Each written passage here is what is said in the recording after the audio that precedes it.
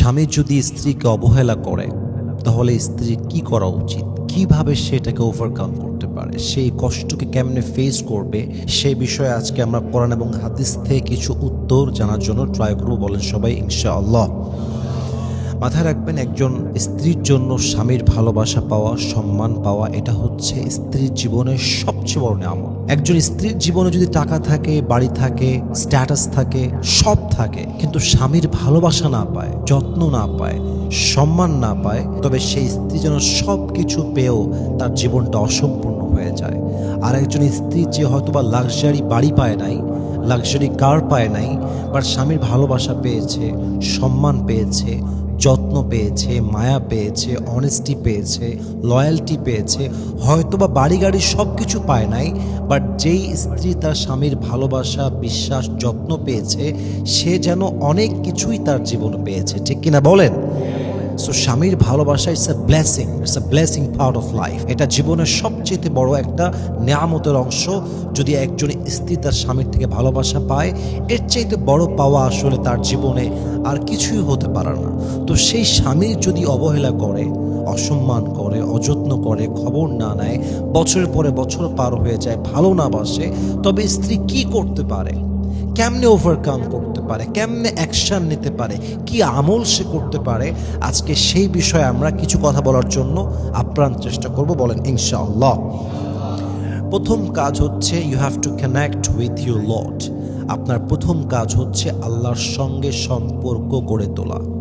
এটা হচ্ছে আপনার সবচেয়ে প্রথম কাজ। আল্লাহর সঙ্গে যার সম্পর্ক ঠিক হয়ে যায়, পুরো দুনিয়ার সাথেই তার সম্পর্ক ঠিক হয়ে যায়। কেমন করে ঠিক হয়ে যায়?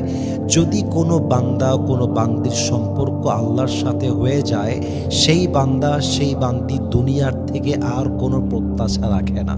তাকে কেউ ভালোবাসলেও ভালো, না ভালোবাসলেও ভালো, কেউ যত্ন করলেও ভালো, না করলেও ভালো। अगर আল্লাহ মিলা তো সব কুছ মিলা, আল্লাহ না মিলা তো কুছ ভি না মিলা। আপনি যদি আল্লাহকে পেয়ে যান আর দুনিয়ার কিছুই না পান, তবে আপনি সব পেয়েছেন। আর যদি আপনি আল্লাহকেই হারিয়ে ফেলেন আর দুনিয়ার সব কিছু পেয়ে যান, তবুও আপনি কিছু অর্জন করতে পারেন নাই। অতএব যে কোনো কষ্টে প্রথম কাজ হচ্ছে you have to connected with your lord. আপনাকে আল্লাহর সঙ্গে সম্পৃক্ত হতে হবে এবং আল্লাহর সঙ্গে আপনার সম্পর্ককে দৃঢ় করতে হবে। আল্লাহর সঙ্গে যার সম্পর্ক যতই স্ট্রং, দুনিয়ার কষ্ট তার জীবনে তার ততই সহজ হয়ে যায়। কারণ যার আল্লাহ আছে, তার কোনো কষ্ট তাকে স্পর্শ করতে পারে না, কারণ সে জানে আমার আল্লাহ আমার সাথে আছে। অতএব স্বামী হোক কিংবা যেই হোক, যদি কেউ আপনাকে অবহেলা করে, প্রথম কাজ হচ্ছে বন্ধুত্ব করবেন এক সত্তার সাথে। বলেন সবাই, তিনি কে? ফাইন্না মাআল উসরি ইউসরা। Indeed with every hardship there is is. প্রত্যেক কষ্টের সাথেই স্বস্তি আছে। আর সেই স্বস্তি কখন আসে? যখন বান্দার সম্পর্ক আল্লাহর সাথে হয়। নাম্বার 1। নাম্বার 2, যদি আপনার স্বামী আপনাকে প্রচণ্ড অবহেলা করে, কষ্ট দেয়, গালি দেয়, বাজেভাবে বিহেভ করে, রুডলি বিহেভ করে, প্রতিবাদ করবেন নম্র ভাষায়। স্পিক কামলি, খুব সফট ভাবে বলেন। দেখেন, প্রতিবাদ করার চাইতে এই কথাটা আরো বেশি উত্তম যে আপনার এই ব্যবহারে আমার খুব কষ্ট হয়, আমি খুব কষ্ট পাই, আমার তো বলার মতো কিছু নেই, আমি আর কি বলবো আপনাকে, বাট আপনার ব্যবহারগুলো আমার জীবনটাকে তছনছ করে দিয়েছে, আমি প্রচণ্ড কষ্ট পাই, আমার তো বলার মতো কিছু নেই, আমার চোখের পানিতে বালিশ ভিজে যায়, আমি একটা রাতও ঘুমাইতে পারি না আপনার এই ব্যবহারের জন্য, আপনার এই গালিগালাজের জন্য। এই কয়েকটা সফট ওয়ার্ড আমার মনে হয় যে গালিগালাজের চাইতে এই কথাগুলো একজন মানুষের মনে বেশি আঘাত করে, যদি সে মানুষের বাচ্চা হয়। এখন যদি আপনার স্বামী মানুষের কাতারেই না পড়ে, যত যাই বলেন আপনার স্বামীর মন কিন্তু গলবে না। বাট যদি মানুষ হয়, আপনার এই কথাগুলো আপনার স্বামীর মনকে গলাতে পারে। কারণ কোরআনে এসেছে ওয়াকুলু লিন্নাসি হুসনা, কথা বলো সুন্দরভাবে, সফটলি ওয়ার্ড ইউজ করো, নম্র ভাষায় কথা বলো। হতে পারে তোমার শত্রুও তোমার বন্ধু বানায় দিবে একজন। বলেন সবাই, তিনি কে? সো স্বামীকে প্রতিবাদ করবেন নম্র ভাষায়, বুঝিয়ে বলবেন যে জান, এমনি বইলো না, কষ্ট হয় তো, তুমি তো আমার স্বামী, আমি যাব কোথায়, সব ছেড়ে তোমার বাসায় আসছি, তুমি যদি এমন করো আমি যাব কোথায়, আমি তো একজন মেয়ে মানুষ। এই কথাগুলোর ভিতরে আবেগ আছে, মানবতা আছে, ভালোবাসা আছে, মায়া আছে। অতএব বাজে ব্যবহার না করে, স্বামী অবহেলা করলে সুন্দরভাবে মায়া দিয়ে বুঝিয়ে বলবেন। আল্লাহ প্রত্যেকটা মা বোনকে বোঝার তৌফিক দান করুক। পরে সবাই আমিন। 3 number, improve your self.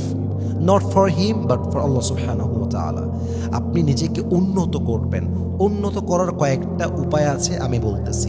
1 number, নিজের চেহারার যত্ন নেন। আমি জানি এটা শুনতে একটু অকওয়ার্ড লাগছে বা একটু হাসি হাসি মনে হচ্ছে, but this is the fact. যখন স্ত্রীর চেহারা সুন্দর থাকে, ফিজিক্যাল স্ট্রাকচার ওকে থাকে, জামা কাপড় সুন্দর পরে, একজন স্বামী যে তার স্ত্রীকে চোখের বিষ মনে করে, মাথায় রাখবেন একজন পুরুষ নারীর প্রতি অলওয়েজ দুর্বল থাকে। এটাই পুরুষের নেচার। যখন আপনি আপনার স্বামীর সামনে সুন্দরভাবে উপস্থাপন করবেন নিজেকে, শাড়ি পরে, 3 পিস পরে, লিপস্টিক ইউজ করে, চুড়ি পরে, যতভাবে করা যায়, যতভাবে নিজেকে বিউটিফুলি রিপ্রেজেন্ট করা যায়, যদি আপনি করতে পারেন, দেখবেন কোনো না কোনোভাবে আপনার স্বামীর মনে আপনার জন্য ভালোবাসা দিয়ে দিবে একজন। তিনি কে? Number 1 improvement, try your best. নিজেকে ভালো করার জন্য try your best to be the better version of yourself. নিজেকে ভালো করার জন্য আপ্রাণ ট্রাই করবেন, নাম্বার 1। আরেকটা সংখ্যা বলতে চাই, যদি নিজেকে ইমপ্রুভ করতে চান, যে ব্যক্তিত্ববোধকে স্ট্রং করবেন। যেই নারীর ব্যক্তিত্ব খুবই স্ট্রং থাকে, পুরুষ তাকে সম্মান করে। আর যেই নারী সব দিক থেকে দুর্বল হয়, মানুষের নেচার হচ্ছে মানুষ দুর্বলের উপরে চড়াও হয়। এটাই হচ্ছে মানুষের নেচার, যে দুর্বল হয় মানুষ তার উপরে চড়াও হয়। দেখবেন যেই মেয়েদের একটা আত্মমর্যাদা বোধ আছে, তাকে প্রত্যেকটা পুরুষ সম্মান করে। এটা বাস্তব কথা বলতেছি। আপনি একেবারে পায়ের নিচে নেমে যাবেন, মানুষ আপনাকে জমিনে একদম গেঁথে দেবে, একদম পুঁতে ফেলবে মানুষ আপনাকে। এটা মানুষের স্বভাব। মানুষ হচ্ছে এমন একটা জাত, যদি কাউকে বলেন যে আমি তোমাকে ছাড়া বাঁচতে পারবো না, ও আপনাকে বাঁচতেই দিবে না, মেরে ফেলবে একেবারে আপনাকে।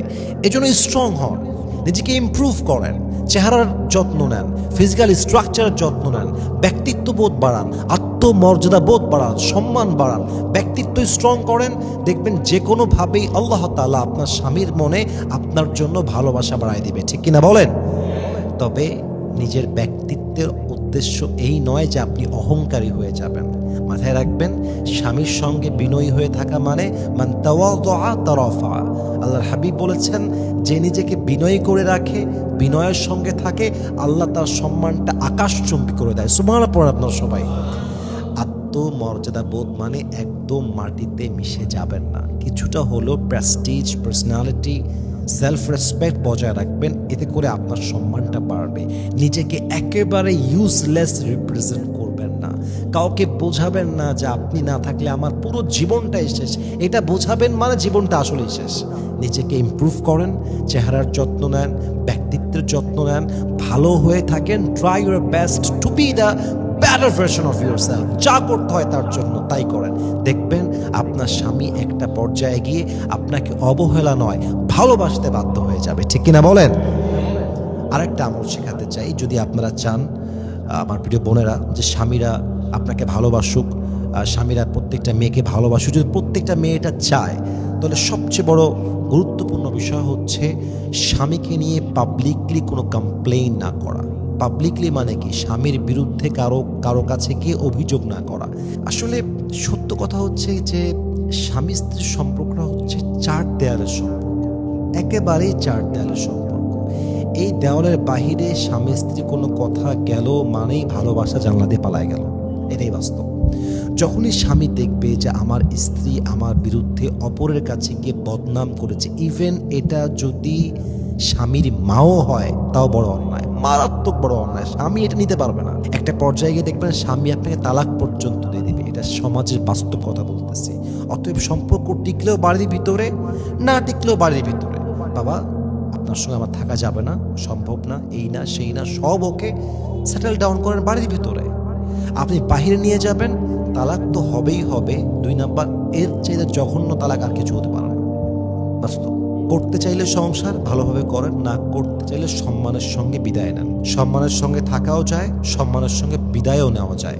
কিন্তু এটা উচিত না যে স্বামী আপনার খারাপ, আপনি ফেসবুকে পোস্ট করলেন। এটা আপনাকে কে শিক্ষা দিয়েছে? কে শিক্ষা দিয়েছে আপনাকে এটা? স্বামী খারাপ, বাইরে একজন লোকের কাছে কমপ্লেন করলেন, বাসায় কেউ বেড়াতে আসছে, সবার সামনে কমপ্লেন করলেন। Doesn't make any sense. এটা কোনো সেন্স হয়? এটা কোনো বুদ্ধির কথা হয়?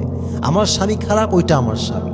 আমার স্বামী ভালো, ওইটা আমার স্বামী। আমার স্বামী মারুক, কাটুক, ভালোবাসুক, যাই করুক, আমার স্বামী আমার স্বামী। আমার স্বামী ভালো কোনো আমার, খারাপটাও আমার। ঠিক কিনা বলেন সবাই আপনারা? কমপ্লেন করবেন না পাবলিকলি, এটা ঠিক না। এটা আপনার সম্পর্ক ভেঙে দেবে। একজন স্বামীর অবহেলা থেকে বাঁচতে চাইলে স্বামীর সম্মানকে বাঁচায় রাখতে হবে, স্বামীর পার্সোনালিটিকে বাঁচায় রাখতে হবে, স্বামী যে আপনার সম্মানের প্রতীক এটা আপনাকে বজায় রাখতে হবে। আল্লাহ প্রত্যেকটা মা বোনকে এই কথাগুলো মানা এবং বোঝার তৌফিক দান করুক, পড়েন সবাই আমিন। সর্বশেষ একটা কথা বলে শেষ করতে চাই, আল্লাহর কাছে দোয়া করবেন।